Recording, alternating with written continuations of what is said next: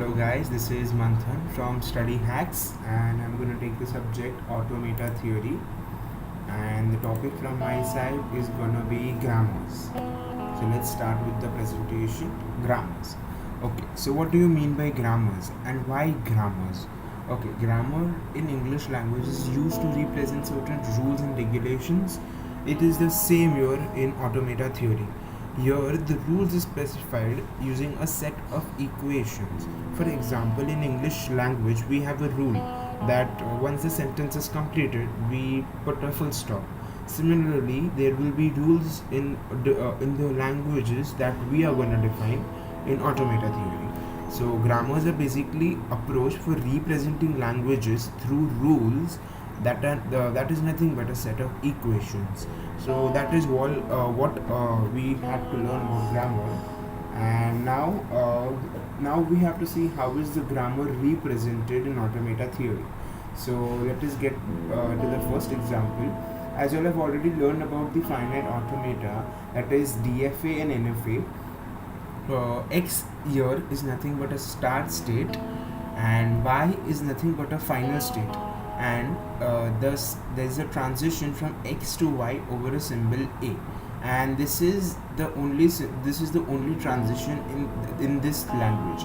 So in grammar, we represent the start state or the state by a variable or a non-terminal alphabet, and the symbol or the terminal alphabet over which the transition is taking place is nothing but a terminal alphabet in grammar. So the only letter or the only word that is satisfying in the language defined by this DFA and the grammar is A, that is X tends to A.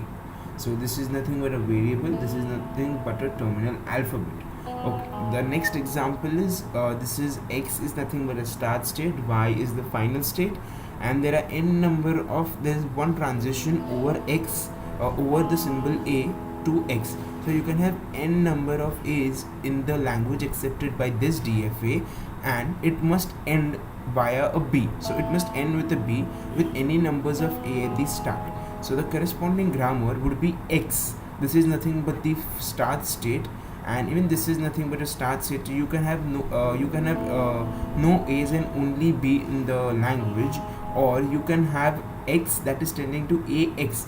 That is, this X can be again replaced by either this X or this X. If it is replaced by this X, then it will be AX, recursively AX, and you can have any number of A's, and finally you can terminate it with a B.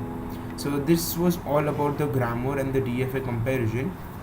Now let us analyze what we have learned till now. So a finite automata has a set of states, whereas a context-free grammar has a set of variables. Finite automata is defined over an alphabet, and in CFG we have terminal alphabets. So the alphabets and the terminals are nothing but the small a or B or C, or the symbols that are the symbols over which the language is based on. That is nothing but an alphabet or terminals. And finite automata is a set of transitions, whereas grammar is a set of equations. So this is nothing but a set of transitions here, and these are nothing but a set of productions or the set of equations. So this is what we learned about grammar. So we are ready to define grammar. As you all know, in automata theory, we define the concepts using tuple representations.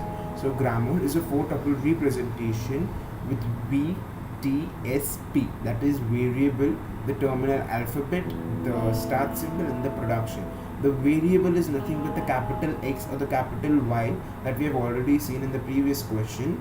The terminal alphabet was the small a, small b, small c, whatever it can be, and the start symbol is nothing but the state from which actually the language starts. So this is nothing but X is nothing but a start state.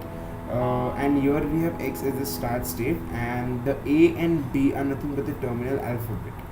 Okay, so so the finite automata is a set of transitions and grammar is a set of equations. That is perfect. So we did all that, and there's one point to note down here is that the start state is always available in the V set. Okay, so it's like the v set is a superset of the start variable, because all the variables that are there in the grammar must be there in the v set, and s has to be a subset of v. So P is nothing but a set of reductions or equations. Okay.